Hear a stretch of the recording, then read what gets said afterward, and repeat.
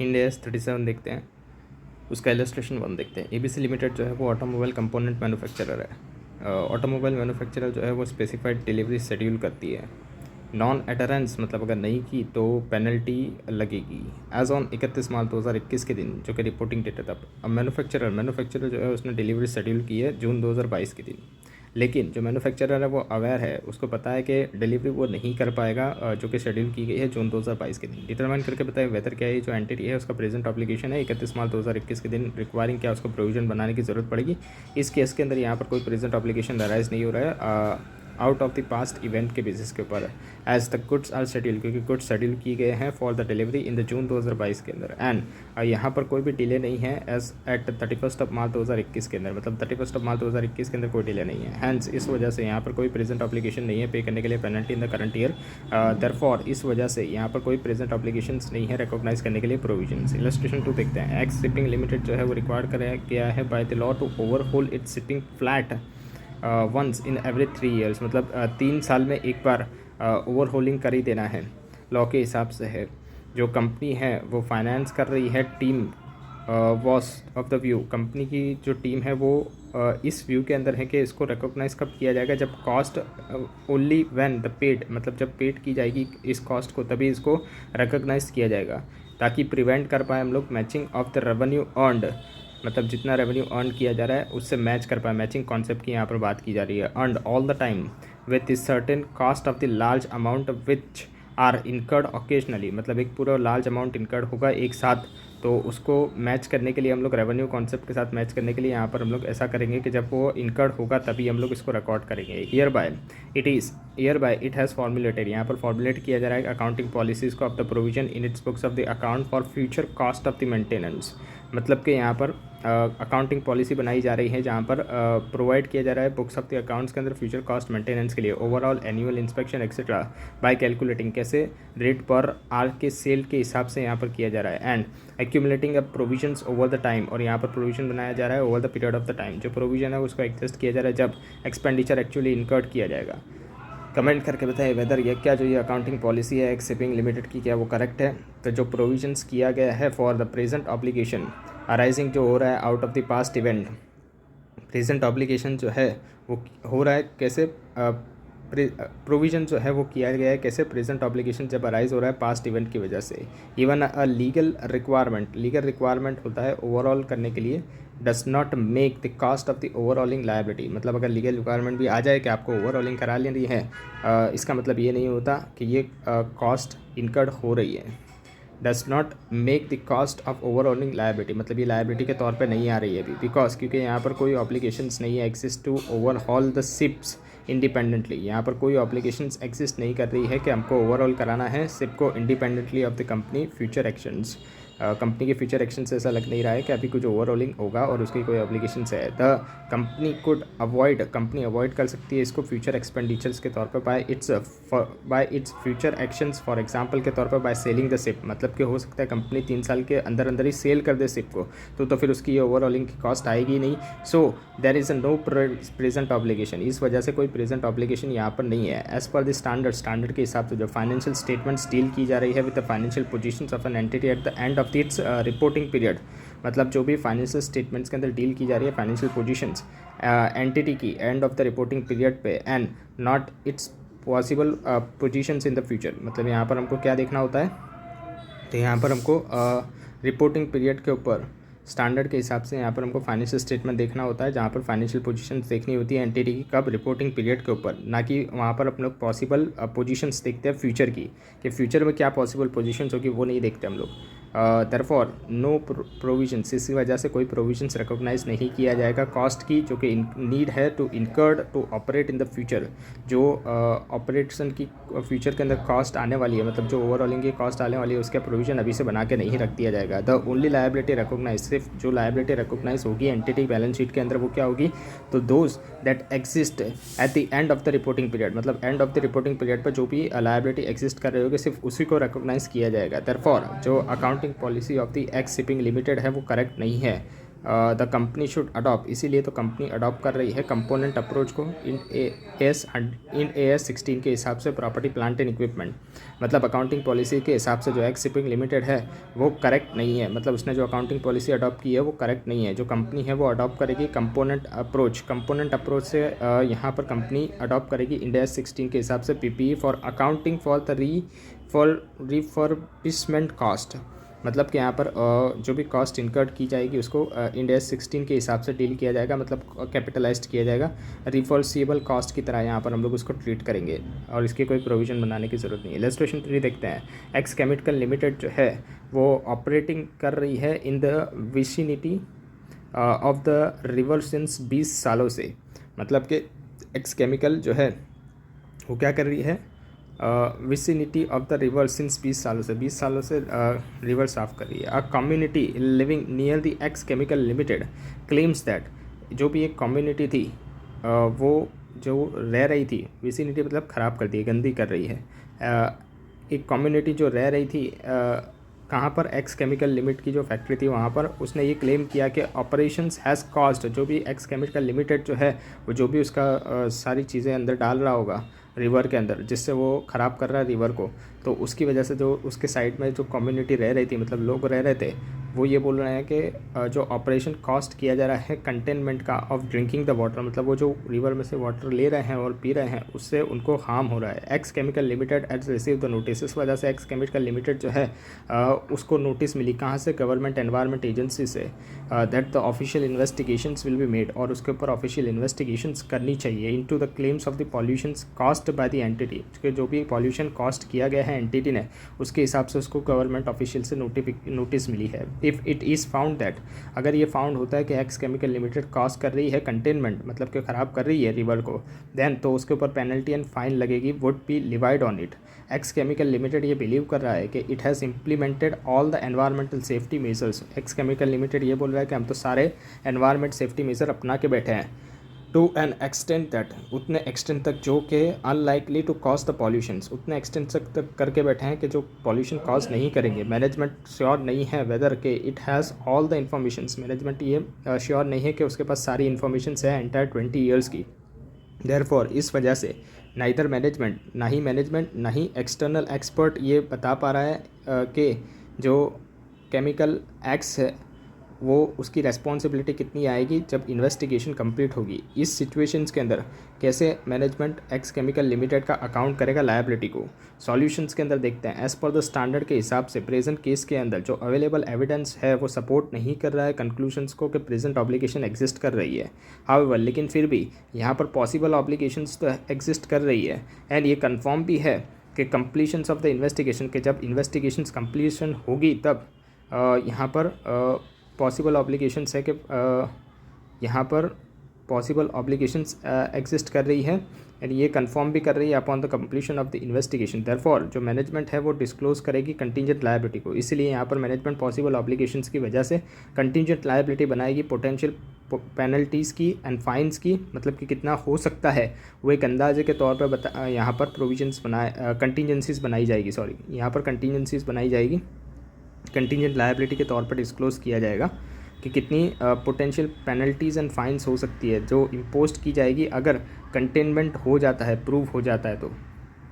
Illustration 4 देखते हैं। X limited has entered into the agreement with its selling agent Y, X ने agreement किया selling agent Y के साथ, इन अकॉर्डेंस विथ विच, जिसके अनुसार जो एक्स लिमिटेड है वो पे करेगी base percentage of the commissions on the export sales, जितना भी वो एक्सपोर्ट सेल्स करेगी उसका सर्टेन परसेंटेज कमीशन प्रोवाइड करेगी, एंड इन एडिशनल कमीशंस, और जो एडिशनल कमीशंस है वो भी पेड किया जाएगा अगर एक्सपोर्ट इंसेंटिव्स रिसीव्ड होता है तो। As per the accounting policy x की यहाँ पर रिकॉग्नाइज़ किया जा रहा है एक्सपोर्ट इंसेंटिव्स को जब वो एक्चुअली रिलीज होता है, मतलब जब मिलता है तब रिकॉग्नाइज़ किया जाता है, on the account of the uncertainty in realising such incentives, मतलब कि जो अनसर्टेनिटी है इंसेंटिव्स रियलाइजेशंस की, उस वजह से यहाँ पर वो रिकॉग्नाइज़ कब कर रही है कि जब वो रिलीज़ होगा तब। एक्सपोर्ट इंसेंटिव्स जो है वो रिसीव नहीं होता है फॉर द फाइनेंशियल ईयर 21-22 का, लेकिन एक्स लिमिटेड जो है वो इस होप के अंदर बैठी है कि वो रिसीव होगा कब, 22-23 के अंदर। स्टेट करके बताइए वेदर क्या जो फाइनेंशियल स्टेटमेंट 21-22 का है एक्स लिमिटेड क्या प्रोवाइड कर रही है दोनों basis of the commissions and additional commissions को। तो so far as the base percentage of the sales commission is concern, जब तक बेस परसेंटेज सेल्स कमीशन का कंसर्न होता है यहाँ पर प्रेजेंट ऑब्लिगेशंस अराइज होता है out of the past event, मतलब यहाँ पर प्रेजेंट ऑब्लिगेशंस है पास्ट इवेंट से लेकर। जो ऑब्लिगेटिंग इवेंट है वो टेक प्लेस होता है जब सेल्स जो होती है वो की जाती है, and also since the commission is based on the percentage of the sales, यानी कि ऑब्लिगेशंस कब टेक प्लेस होती है जब सेल्स की जाती है, एंड जब कमीशन जो होता है परसेंटेज ऑफ द सेल्स वो होता है। रिलायबल एस्टिमेट्स भी किए जाते हैं। देयरफॉर जो base percentage of the sales commission है वो प्रोवाइडेड है, शुड बी प्रोवाइडेड, उसको प्रोवाइड करना पड़ेगा। हाउएवर लेकिन फिर भी in respect of the additional commissions के हिसाब से it is to be paid, इसको पेड किया जाएगा जब एक्सपोर्ट इंसेंटिव्स रिकॉग्नाइज किया जाएगा, एंड एक्सपोर्ट इंसेंटिव्स को रिकॉग्नाइज कब किया जाएगा जब वो रिसीव्ड होगा। इस वजह से जो ऑब्लिगेटिंग इवेंट है वो अराइज कब होगा जब एक्सपोर्ट इंसेंटिव्स रिसीव होगा। हेंस इस वजह से यहाँ पर कोई भी प्रोविजंस एडिशनल कमीशंस का नहीं किया जाएगा 21-22 के अंदर। लेकिन जो एक्सपेक्टेशन है एक्स लिमिटेड की कि वो रिसीव करेगा एक्सपोर्ट इंसेंटिव को कब, नेक्स्ट ईयर के अंदर, would not make any difference, तो उसके अंदर कोई डिफरेंस नहीं आएगा एज ऑन 31 मार्च 2022 के अंदर, कोई प्रोविज़न की ज़रूरत नहीं पड़ेगी इसमें। इलस्ट्रेशन 5 देखते हैं। एन एंटिटी शेल कर रहे गुड्स वारंटी के अंदर अंडर विच जहाँ पर कस्टमर्स कवर्ड हो रहा है for the cost of the repairs, मतलब कस्टमर्स को रिपेयर करके दिया जाएगा। मैन्युफैक्चरिंग डिफेक्ट्स अगर कोई निकलता है तो become apparent within the first 6 month, कितने 6 महीने के अंदर अंदर अगर कोई डिफेक्ट निकलता है तो आफ्टर द परचेज। अगर माइनर डिफेक्ट होता है, डिटेक्ट होता है सारे प्रोडक्ट्स जो भी सोल्ड किए गए हैं उसके अंदर, तो रिपेयरिंग कॉस्ट कितने की आएगी, ₹1 मिलियन वुड बी रिजल्ट। अगर मेजर डिफेक्ट निकलता है सारे प्रोडक्ट सोल्ड के अंदर, तो रिपेयरिंग कॉस्ट कितनी आएगी, 4 मिलियन आएगी। दो जो एंटिटी है उसके past experience and future expectation से ये इंडिकेट हो रहा है कि फॉर द कमिंग ईयर, आने वाले सालों के अंदर 75% ऑफ द गुड्स जो भी सोल्ड किए गए हैं उसके अंदर कोई डिफेक्ट नहीं निकलेगा। 20% जो भी गुड्स सोल्ड किए गए हैं उसके अंदर माइनर डिफेक्ट निकलेगा, और 5% गुड्स सोल्ड किए गए हैं उसके अंदर मेजर डिफेक्ट निकलेगा। असेस करके बताइए प्रोबेबिलिटी आउटफ्लो क्या होगा for the warranty obligation as a whole. तो expected value of the cost of the repairs कितना निकलेगा, तो 75% को मल्टीप्लाई करेंगे नील से, क्योंकि यहाँ तो कुछ भी नहीं आएगा तो यहाँ पर 0 हो जाएगा, प्लस बाय 20% को मल्टीप्लाई करेंगे 1 मिलियन से, प्लस बाय 5% को मल्टीप्लाई करेंगे 4 मिलियन से, तो कितना आ जाएगा, 4 लाख आ जाएगा। तो यहाँ पर टोटल करेंगे तो 4 लाख आ गया। इलस्ट्रेशन 6 देखते हैं। एक्स सोलर पावर लिमिटेड जो है वो एक पावर कंपनी है जहाँ पर प्रेजेंट ऑब्लिगेशन है डिसमेंटल की उसके प्लांट की after the 35 years of the useful life, मतलब डिसमेंटलिंग की कॉस्ट लगने वाली है 35 साल की यूज़फुल लाइफ के बाद। एक्स सोलर पावर लिमिटेड जो है वो कैंसिल नहीं कर पाएगी इस ऑब्लिगेशंस को, या तो ट्रांसफ़र नहीं कर पाएगी थर्ड पार्टी को। एक्स सोलर पावर लिमिटेड जो है वो एस्टिमेट कर रही है कि total cost of the dismantling कितनी लगेगी, 50 लाख की लगेगी। प्रेजेंट वैल्यू जिसकी दे दी गई है 30 लाख रुपये। बेस्ड ऑन द फैक्ट, इस फैक्ट एंड सर्कमस्टेंसेज के हिसाब से एक्स सोलर पावर लिमिटेड जो है वो कंसिडर कर रही है कि रिस्क फैक्टर 5% का लगेगा। दैट इज़ रिस्क फैक्टर क्या होता है, तो रिस्क जहाँ पर एक्चुअल आउटफ्लो होगा more than the expected present values, मतलब प्रेजेंट वैल्यू जितनी है उससे ज़्यादा यहाँ पर हमारा आउटफ्लो लगेगा, वो कितना दे देगा, 5%। स्टेट करके बताइए कैसे x solar power limited account करेगी ऑब्लिगेशंस को। तो जो ऑब्लिगेशंस है उसको मेजर किया जाएगा present value of the outflow, मतलब 30 लाख प्लस बाय उसके अंदर फर्दर रिस्क एडजस्टमेंट जो 5% का है उसको जोड़ना पड़ेगा। कितना निकलेगा, 30 लाख का 5% 1,50,000। तो यहाँ पर लायबिलिटी को रिकॉग्नाइज कितने पे करेंगे, तो 31,50,000 पे। इलस्ट्रेशन 7 देखते हैं। एबीसी लिमिटेड जिसका ऑब्लिगेशन है कि वो रिस्टोर करके देगी सी बैट को फॉर द डैमेज, मतलब जो भी सी बैट मतलब जो समंदर की सतह होती है वो, इट हैज़ कॉस्ट, जो भी उसने डैमेज कॉस्ट किया गया है पास्ट के अंदर उसको वो क्या करके देगी, सही करके देगी, रिस्टोर करके देगी। इट हैज़ टू पे, वहाँ पर उसको पे करना पड़ेगा कितना, 10 लाख रुपए कैश के अंदर ऑन 31 मार्च 2023 के दिन रिलेटिंग टू द लायबिलिटी के तौर पे। एबीसी लिमिटेड जो है वो मैनेजमेंट कंसिडर कर रही है, एबीसी लिमिटेड का मैनेजमेंट जो है वो कंसिडर कर रही है कि 5% अप्रोप्रिएट डिस्काउंट रेट निकल के आएगा। कैलकुलेट करके बताइए अमाउंट जो भी प्रोवाइड की जाएगी फॉर 31 मार्च 2021 के दिन for the cost of the restoration of the sea bed, and अब उसकी अकाउंटिंग क्या होगी year ended 31 March 2022 and 31 March 2023 के दिन। डिस्काउंटिंग फैक्टर अगर हम लोग देखें तो 5% है, 2 साल का देखेंगे सेकंड ईयर का, तो ऑन 31 मार्च 2021 के दिन क्या निकल के आएगा, 1/1.05 इज इक्वल्स टू करेंगे, फिर इज इक्वल्स टू करेंगे तो कितना आएगा, 0.907 आएगा। और present value of the provisions कितना निकलेगा एज ऑन 31 मार्च 2021 के दिन, तो 10 लाख को मल्टीप्लाई करेंगे 0.907 से तो कितना आएगा, 9,07,000 आएगा। जो amount of the increase in the provision result कर रहा है वो अनवाइंडिंग डिस्काउंटिंग, मतलब इसके अंदर अब फिर डिस्काउंटिंग हम लोग ऐड करते हुए जाएंगे ताकि हम लोग रिफ्लेक्ट कर पाएँ पैसेज ऑफ द टाइम के हिसाब से क्या इंक्लूड होगा element of the borrowing cost, ताकि डिटरमाइन कर पाए प्रॉफिट एंड लॉस ईयर का। जो प्रोविजंस होगा इनिशियली रिकॉग्नाइज कितना किया जाएगा, 9,07,000 रुपये, जो कि प्रेजेंट वैल्यू है 10 लाख रुपये की। डिस्काउंटिंग 5 साल का 2 साल के अंदर हम लोग लगाएंगे, तो and of the first year के अंदर 31 मार्च 2022 के अंदर प्रोविजन कितना इंक्रीज़ हो जाएगा, तो 9,52,350 आ जाएगा। कैसा है, तो ये 9,07,000 के अंदर 5% करेंगे और फिर उसको जोड़ देंगे तो कितना आएगा, 9,52,350 आ जाएगा। एंड जो डिफरेंस है कितना 45,350 का, वो रिकॉग्नाइज किया जाएगा एज अ बोरोइंग कॉस्ट। मतलब ये जो डिफरेंस आया, मतलब 5% की वैल्यू, ये क्या हो गई, हमारी बोरोइंग कॉस्ट हो गई। सिमिलरली ईयर एंड तो 31 मार्च 2023 के अंदर प्रोविजन इंक्रीज़ हो जाएगा एंड वो कितना पहुंच जाएगा, 10 लाख तक का हो जाएगा। And increase being recognised the borrowing cost, और जितना इंक्रीज़ होगा उसको बोरोइंग कॉस्ट के अंदर डाल देंगे। Consequently eight the end of the year 2 के अंदर जो अमाउंट ऑफ द प्रोविजन है वो इक्वल हो जाएगी कितनी, 10 लाख रुपये की, जो कि ड्यू है। नोट करने वाली बात यहाँ पर यह है कि देयर में बी सम डिफरेंस, अगर कोई डिफरेंस आता है अमाउंट को तो उसको अप्रोक्सीमेट किया जाएगा लिमिटिंग डिस्काउंटिंग फैक्टर की वजह से, मतलब जो 3 डेसिमल का फैक्टर होता है उसकी वजह से जो डिफरेंट आएगा उसको राउंड ऑफ करके हम लोग लिख देंगे, विच कैन बी ओवरकम, जो ओवरकम हो जाएगा by the full scale of the calculation या तो adjustment eight the and. Illustration 8 देखते हैं। एक्स केमिकल लिमिटेड जो है वो एंगेज कर रहा है इन द केमिकल इंडस्ट्री, जो कॉज कर रहा है environmental damage by the dumping waste in the river near its factory. उसकी फैक्ट्री है, उसके बाजू में रिवर जा रही है, वहाँ पर वो कचरा मचरा डाल रहा है केमिकल का। It does not clean up, और वो क्लीन अप नहीं करके दे रहा है बिकॉज क्योंकि यहाँ पर कोई एनवायरमेंटल लेजिस्लेशंस रिक्वायर्ड नहीं है, मतलब कोई ऐसा लॉ वो बना रहे हैं एनवायरनमेंट को लेकर के क्लीन अप करके देना पड़ेगा। And x chemical limited cause कर रहा है डैमेज, 40 सालों से वो ये करता आ रहा है। एज एट द 31 मार्च 2022 के दिन स्टेट लेजिस्लेशन, मतलब अभी लॉ जागा और लॉ ने क्या बोला, उसने लॉ पास किया और मतलब स्टेट लेजिस्लेशन ने लॉ पास किया and path breaking legislation requiring all the pollution factories to clean up. और लॉ के अंदर बोला गया कि आपको ये सारा जो भी कचरा फैलाया आपने इसको क्लीन करके देना पड़ेगा रिवर वाटर के अंदर, ऑलरेडी कंटेमिनेटेड, जिसको रिवर वाटर को ख़राब करके दिया उसको साफ़ करके दीजिए। जो formal gazetted of notifications of the law is pending, लेकिन अभी formal gazetted law notifications pending है, मतलब अभी गेजेट होना बाकी है, मतलब साइन होना बाकी है, ऐसा लॉ पास हो रहा है अभी। कमेंट करके बताइए कैसे एक्स केमिकल लिमिटेड जो है वो डील करेगी इस सिचुएशन से। जो ऑब्लिगेशन ये क्या है, तो obligating event is the contaminations of the water and because of the virtual certainty of the legislations, मतलब कि ऑब्लिगेटिंग इवेंट क्या है, कंटेमिनेशंस ऑफ द वाटर है, जहाँ पर क्यों ये हो रहा है, क्योंकि वर्चुअली यहाँ पर सर्टेन है, लेजिस्लेशन की रिक्वायरमेंट है कि उसको क्लीन करके देना ही पड़ेगा जो कंपनी है उसको। And outflow of the resources, मतलब यहाँ पर outflow of the resources certain है कि आउटफ्लो होने ही वाला है। It is possibly arrive at the best estimated cost, और यहाँ पर हमको बेस्ट एस्टिमेटेड कॉस्ट लगानी पड़ेगी कि कितना आएगा इसका क्लीनअप का खर्चा एक्टिविटी का। सो इस वजह से हमको यहाँ पर प्रोविजंस को रिकॉग्नाइज करना पड़ेगा books of the x chemical limited 21-22 के अंदर।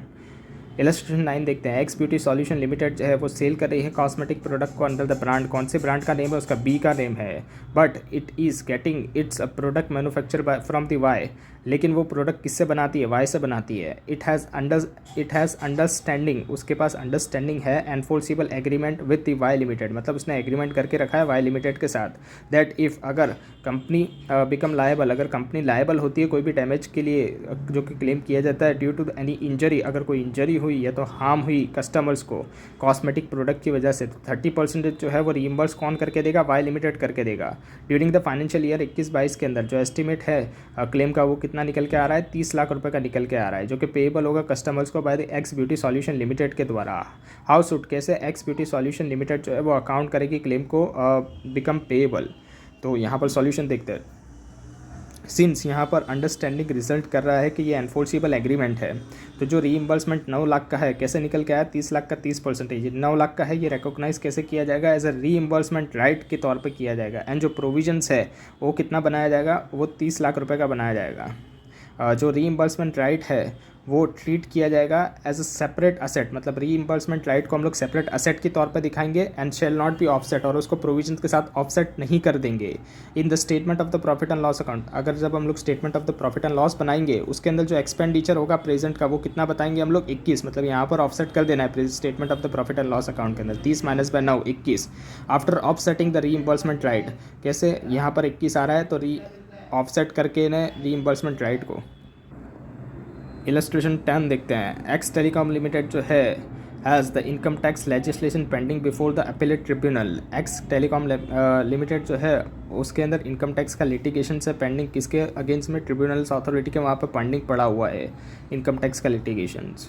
जो ये लीगल एडवाइज़र है वो ओपिनियन दे रहा है कि एक्स टेलीकॉम लिमिटेड जो है वो केस हार जाएगी एंड एस्टिमेटेड लायबिलिटीज़ जो है वो कितनी 1 करोड़ की निकल के आ रही है, जो कि अराइज होगी कितने 2 साल के अंदर। जो लायबिलिटी है वो रिकॉग्नाइज किया जाएगा ऑन द डिस्काउंटिंग बेसिस। जो डिस्काउंट रेट है एट विच जो लायबिलिटीज़ को डिस्काउंट किया जाएगा वो कितना है 10% के हिसाब से है। एंड यहाँ पर अज्यूम किया जा रहा है कि डिस्काउंटिंग रेट जो है वो डस नॉट चेंज, और डिस्काउंटिंग रेट चेंज नहीं होगा over the period of the 2 years. कैसे एक्स टेलीकॉम लिमिटेड कैलकुलेट करेगी amount of the financial cost को, तो जो डिस्काउंटिंग फैक्टर है 10% का 2 सालों के लिए वो कितना निकल के आ रहा है, तो 0.826 निकल के आ रहा है। कैसे 1 डिवाइड बाई 1.10 करोगे इज इक्वल्स टू करोगे, फिर इज इक्वल्स टू करोगे तो ये फैक्टर आ जाएगा। एक्स टेलीकॉम लिमिटेड जो है वो इनिशियली रिकॉग्नाइज करेगी प्रोविजन को कितना 82,60,000 पे। कैसे निकल के आया, तो 1 करोड़ को मल्टीप्लाई किया जाएगा 0.826 से। जो डिस्काउंटिंग फैक्टर है 10% का eight the end of the year 1 वो कितना है 0.909 है। तो ईयर 1 के ऊपर जो प्रोविजंस अमाउंट करेगा वो कितना करेगा, तो 1 करोड़ को मल्टीप्लाई करेंगे 0.909 से तो 90,90,000 आ जाएगा। यहाँ पर एज पर द स्टैंडर्ड के हिसाब से difference between the two present value है वो कितना निकल के आ रहा है 90,90,000 में से माइनस करेंगे 82,60,000, तो यहाँ पर कितना आएगा 8,30,000 आएगा। उसको रिकॉग्नाइज किया जाएगा as a financial cost year 1 के अंदर। एट दी ईयर 2 के अंदर जो लायबिलिटी है वो कितनी हो जाएगी 1 करोड़ की हो जाएगी, क्योंकि यहाँ पर हम लोग अनवाइंडिंग कर रहे हैं इस वजह से। जो difference between the two present value है वो कितना है, तो 9,10,000 का है। कैसे निकल के आया, तो 1 करोड़ में से माइनस करेंगे 90,90,000, तो ये क्या है, ये 9,10,000 जो है ये प्रेजेंट वैल्यू है, difference between the two present value, ये इसको रिकॉग्नाइज किया जाएगा as an financial cost year 2 के अंदर। इसके बाद देखते हैं इलस्ट्रेशन 11। एक्स पैकिंग लिमिटेड जो है उसके पास 2 सेगमेंट है, packing divisions and paper divisions है। इन द मार्च 2021 के अंदर जो बोर्ड ऑफ डायरेक्टर है उसने अप्रूव किया है एंड अनाउंस किया है फॉर्मल प्लान को, जो सेल कर देगा पेपर डिवीज़न को जून 2021 के अंदर, मतलब जून 2021 के अंदर पूरा पेपर डिवीज़न को बेचने की बात हो रही है। ऑपरेटिंग लॉस उसका निकल के आएगा कितना, पेपर डिवीजन्स का एस्टिमेट किया जा रहा है कि अप्रॉक्सीमेटली 50 लाख रुपये का निकल के आएगा ड्यूरिंग द पीरियड फ्रॉम 1 अप्रैल 2021। यहाँ पर एक्सपेक्ट किया जा रहा है कि डेट ऑफ द डिस्पोजल्स है ये। Management of the x packing limited जो है वो इंक्लूड कर रहा है future operating loss of 50 lakh, मतलब कि इस वजह से वो ये देख रहा है कि जो फ्यूचर ऑपरेटिंग लॉस जो आएगा वो कितना आएगा 50 लाख का आएगा in provisions for restricting in the financial statement for the period end the 31 March 2021 के दिन। ये कब आएगा, हमको इसका प्रोविज़न कब बनाना पड़ेगा, फाइनेंशियल स्टेटमेंट जो कि पीरियड एंड 31 मार्च 2021 से तब रिकमेंड करके बताइए क्या एक्स प्राइवेट लिमिटेड जो है वो इंक्लूड करेगा ऑपरेटिंग लॉस को in the provision for the restructuring के अंदर। तो यहाँ पर अगर हम लोग देखें तो स्टैंडर्ड स्टेट मतलब स्टैंडर्ड क्या बताता है कि जो प्रोविजंस होता है उसको मेड नहीं किया जाता for the future operating loss, मतलब फ्यूचर में कोई ऑपरेटिंग लॉस होने वाला है उसका प्रोविज़न आप अब नहीं बना सकते अभी से।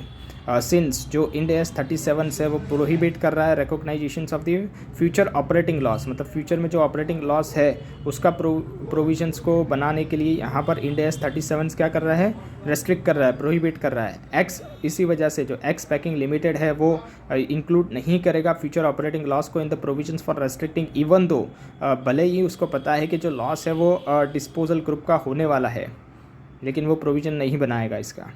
इलस्ट्रेशन 12 देखते हैं। एक्स मेटल लिमिटेड जो है वो एंटर कर रहा है into the non cancellable contract with the Y limited. X जो है मेटल लिमिटेड उसने नॉन कैंसलेबल कॉन्ट्रैक्ट करा वाई लिमिटेड के साथ कि वो परचेस कर लेगा कितना 10,000 unit of the raw material 50 रुपये पर यूनिट के भाव से at a contract price of 5 lakh रुपये।